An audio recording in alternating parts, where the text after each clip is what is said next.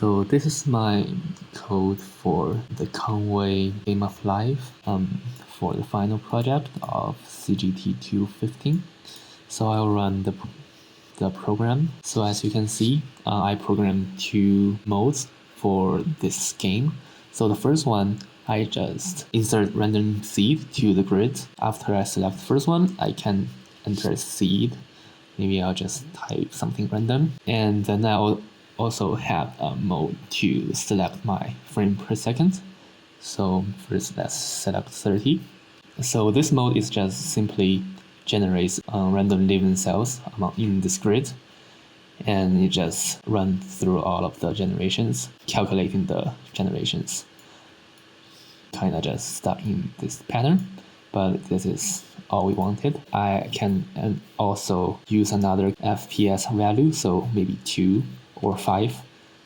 So this way you can see how every generation is like evolve and more clearly. And the second version is to use the iconic patterns, which is the gospel glider gun, a very iconic Conway's Game of Life initial pattern, to generate very famous loop. So I'll use the 30 FPS again. And it's just kind of used as a way to provide a proof to tell you that the code is correct, because it's actually generating all of these gliders on the bottom right. Now let's run through all of the code. Firstly, I just initialize a constant integer to sign the columns and rows. And of course, you can change it. And also the cell size for each of the cells, I just use the square value. Initialize a window height and width. Initialize all cells color. Living cells are black and dead cells are white. And I initialize the lines from the main. So firstly, I just use this function to initialize all the game to let players select the mode they want to play. And I also check the validity. So if they enter something that's invalid, the game will tell them to select it once again until it selects the correct one. If the player chose the first mode, which is the random seed, the game will ask him to select a seed and select the FPS, just like what I did. It's just initialize all the values. So firstly, I use a 2D array, 3 2D arrays. First is to generate a random number to initialize the grid, and then it's an integers 2D array to see the status and the status of the cell at next round.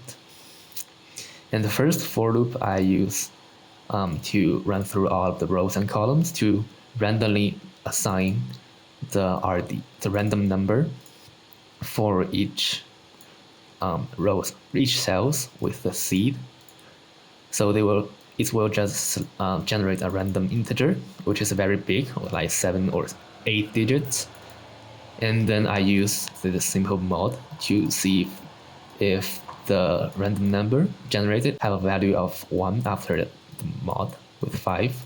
So it basically said that randomly there's a 20% chance of generating a living cell within the grid. And after I initialize all of that, I just initialize some values for the main game and set clocks and limit frame per second according to the input. And then I'll use the main while loop according to this check update. I'll talk about that later.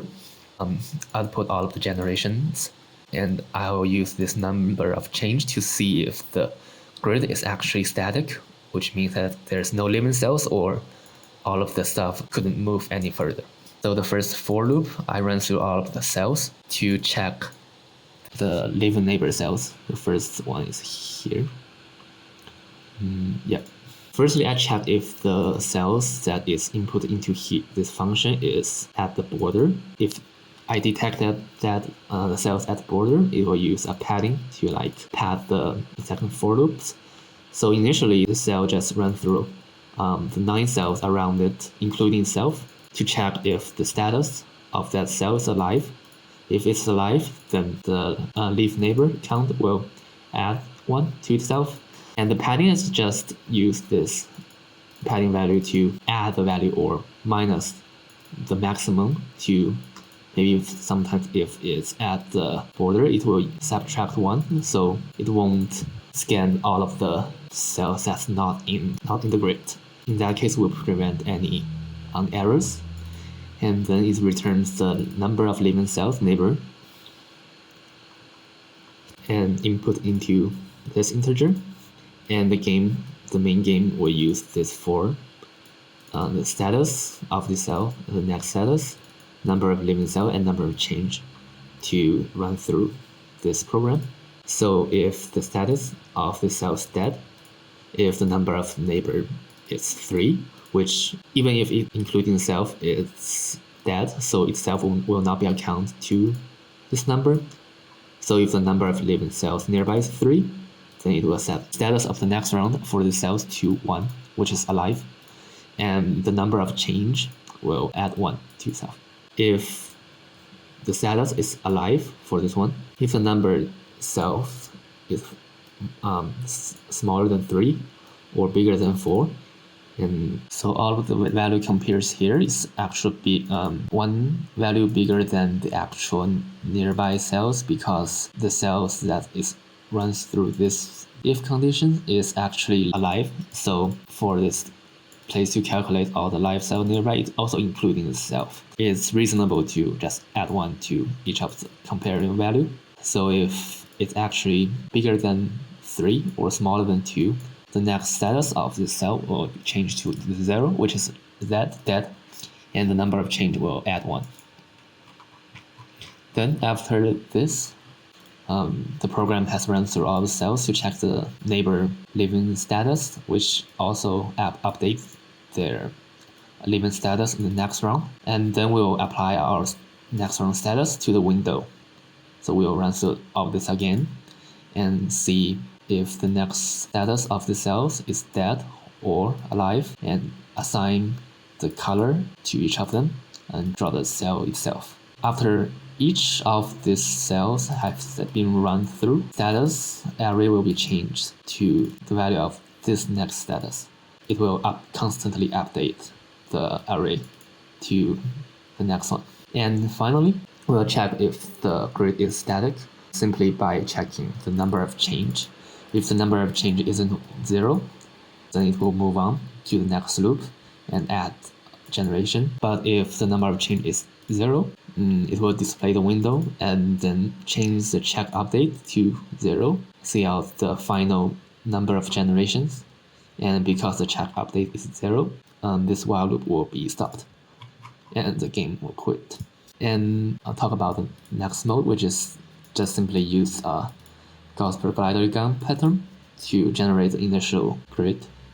So it's basically all the same, but I just brutally assigned each cells according to the Gauss per glider gun pattern. I just checked the cells online and just assign each of them into this initialized value, and then all of the things will be the same.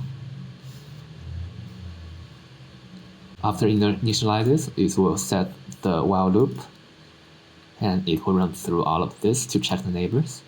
It also runs through the second one to apply all the changes and update all of the values. And it will also check the status, which is not actually useful because this pattern never stops. But anyway, I just add this. And this is all of the code.